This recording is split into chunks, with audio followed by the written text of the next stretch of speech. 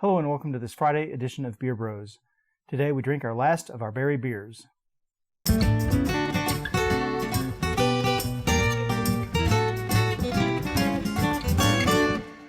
So for our final beer of the week we have Ommegang's Rosetta, which we have previously visited in milkshake form. Today we drink in normal form. Yeah, that was last week, I believe. Yes. Unless I change the order. Yeah, well, it happens. Yes. So we very rarely do this. We normally drink a beer on the show, and when we're done, we'll use it for another application, either cooking or, I don't know, take it out back in the gun range and pump some lead into it. Oh wow, good job.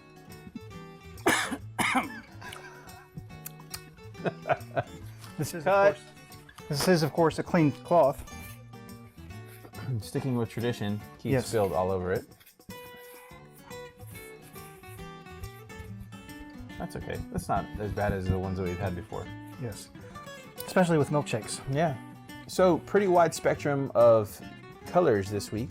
So you can see Mondays we had the Strawberry Blonde Ale from No Label Brewing.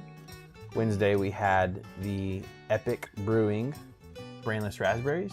And today we have the Rosetta from Ommegang. So a wide range of berry beers that we're trying out this week. So this one is dark with still a hint of red, cherry colored. So I think all three of our berry beers have stayed true in some sense to the color behind the berry. And so I don't know if you guys can see this at home, but I'm getting more of a nutty brown, auburnish tint to this particular beer. A little bit. Because it's brown, but you can see that there's sort of a red tinge. Yeah, that's what maybe a little auburn mix in there Right. somewhere. Right. So let's give it a smell. In your case, just smell the tablecloth. Oh, get some cherries.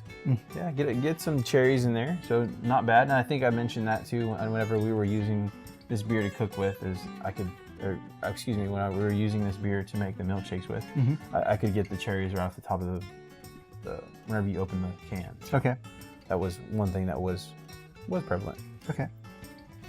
So this is actually a Rosetta, and I think it's got its tartness and a little bit of sweetness. So it's going to be a mixture of both, kind of in between. Again, the same type of Belgian that we had on Wednesday. Okay. So let's give it a try. Clinky drinky.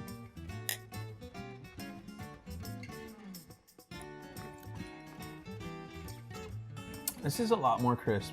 This is more along the lines of a Belgian that we would typically associate with a Belgian style ale, in my opinion. So something a little bit more sour, a little bit more tart. Right. Not necessarily abundant with the flavor or the sweetness that Wednesday's Belgian style ale was. This is a little bit different, a little bit more of a traditional type of ale. So, but it's still very good. You still get elements of the cherries and elements of the yeasts and whatnot that go into producing this beer. Okay. So, pretty good job by Ommegang. So with that, which of these berry flavored beers is your beer of the week? Well, normally when we have a theme, we go with the direct theme and what ties in that theme the best. But in this case, I think I'm going to go with something that's a little bit different and something that was it stood out because it was good and it was actually different than what we expected. So I'm going to go with the Brainless Raspberries Belgian style ale. Okay. So overall, this was a fantastic beer. Until next week, continue to tune in, like, comment, subscribe. Let us know what you think. If you get your hands on any one of these three selections, please, we'd like to hear what you think about them. And we do know that cherries are not technically berries, but they fit. It worked. Hopefully it works. So until next week, Beer Bros out.